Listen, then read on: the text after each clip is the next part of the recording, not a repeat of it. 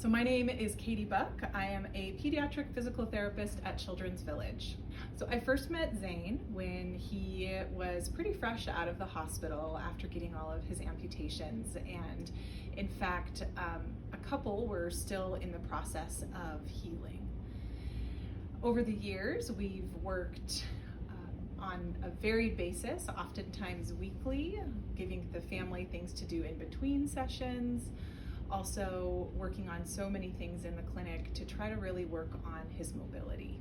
When I think about Zane and all the progress that he's made, I think first about those very first appointments that we had. And in a lot of ways, I didn't know very much of what to do with him because he was so different from every patient I've ever seen. But we really just had to stick to the basics and think about what are the things that he needs for the age he is today. And so when he was youngest, that was the really simple things of let's learn how to sit, let's learn how to crawl.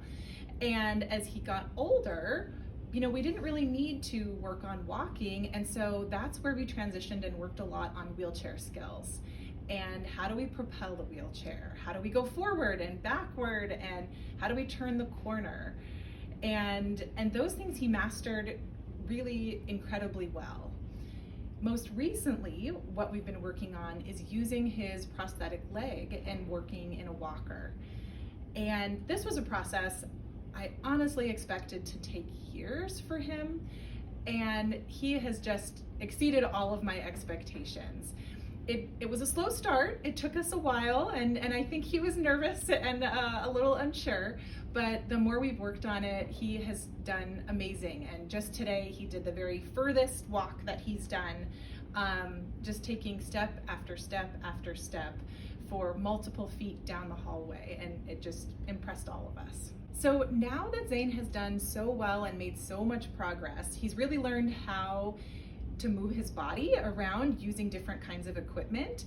And with what we've seen just most recently of him in the walker, it really makes it seem like using a walker and being in an upright and standing position to take some steps to get around is going to be reasonable, and it's going to be something that's attainable for him. So that's really where I see our therapy going next, is working on standing, walking, and letting him just be independent and go where he wants to go when he wants to go there.